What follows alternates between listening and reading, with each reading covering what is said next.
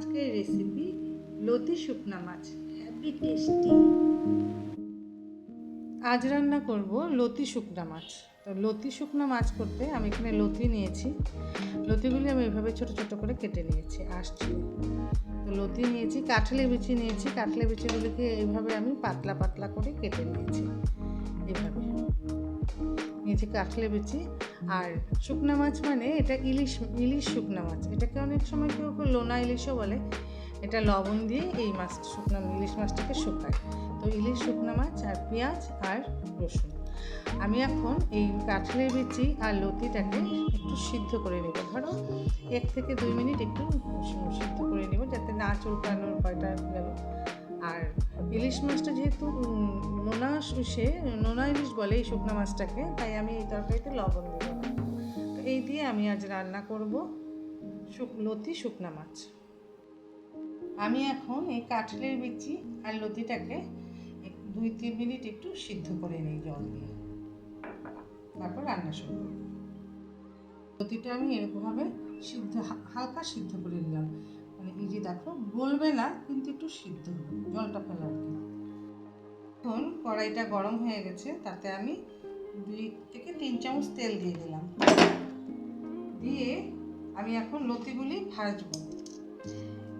লতি আর কাঁঠালের বিচিটা একটু ভেজে নেব, লবণ দিব না, একটু হালকা হলুদ দিয়ে ভেজে নেব।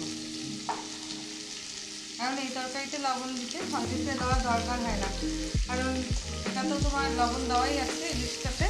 এটাকে লোনা ইলিশও বলে, এই জন্য তরকারিটা আর লবণ দিতে হয় না। তো আমি এখন হালকা লতি আর কাঁঠালের বিচি একটু ভেজে নিই। লতি আর কাঁঠালের বিচিটা ভাজা ভাজা হয়ে গেছে। বেশি ভাজবো না, একটু ভাজলাম। কেন কি ভাজলে না এসে হয় তোমার এক একটা একদম গলবে না, একদম সবগুলি ডাটার মতন একদম একভাবেই থাকে। এই জন্য একটু ভেজে নিলে এইভাবে হয়। আর যদি আমরা ডাইরেক্ট দিই, অনেক সময় লতি গলে যায়, আর গলে গেলে না ঠিক ভালো, দেখতেও ভালো লাগে না, খেতেও ভালো লাগে না। তো আমি এখন লতি ভাজাগুলি উঠিয়ে নিলাম।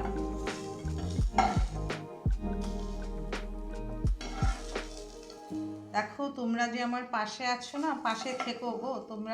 তোমরা আছো বলেই আমি এত ভালো, মানে ইচ্ছা হয় এটা ওটা দেখে দেখাই, এটা ওটা রান্না করি। তার জন্য বলছি তোমরা আমার পাশে থেকো সবসময়। এই যে ইলিশ মাছটা আমি এরকম কেটে জলে ভিজিয়ে রেখেছি।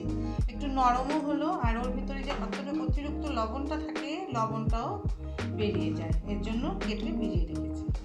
তো এখন আমি কড়াইতে আর একটু তেল দিয়ে দিলাম।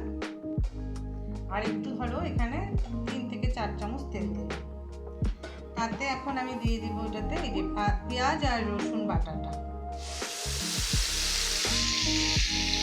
আর দিয়ে দিব আধা চামচের মতন হলুদ, আর লঙ্কার গুঁড়া দিয়ে দিব 1 চামচ ভর্তি করে লঙ্কার গুঁড়া। শুকনো মাছ একটু ঝাল ঝাল হবে, তবে তো খেতে ভালো লাগে বলো। শুকনো মাছ একটু ঝাল ঝাল হবে, গরম ভাতে ও শুকনো মাছ আর লতি কাঁঠালের বিচি আমার তো একদম ফেভারিট ডিশ। এই মশলাটা কষানোর সময় আমি যে শুকনো মাছটা ভিজিয়ে রেখেছিলাম, এই শুকনো মাছগুলি দিয়ে দিলাম, যাতে এই সাঁতলানোর সাথে সাথে মাছটা একটু সাঁতলানো হয়ে যায়। তো আমি মশলাটা ভালো করে সাঁতলে নিই। যে মশলাটা সাঁতলানো হয়ে গেছে, মশলা থেকে তেল ছেড়ে দিচ্ছে, এখন আমি তাতে দিয়ে দিব যে লতি আর কাঁঠালের বিচি যে ভেজে রেখেছি ওটা দিয়ে দিলাম। দিয়ে আর একটু সাঁতলে নেব।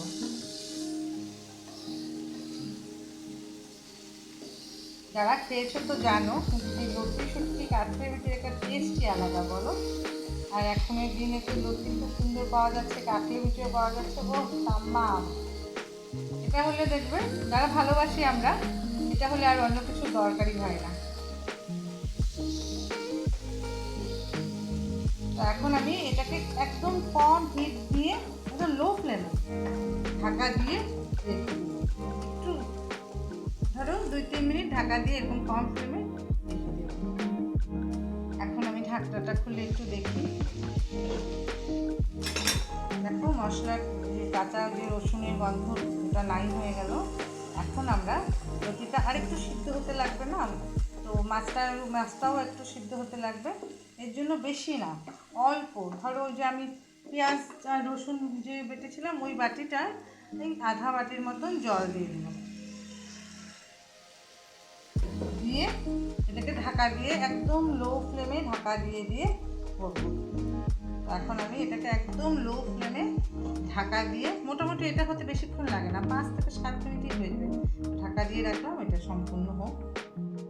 এখন আমরা ঢাকনাটা খুলে দেখি,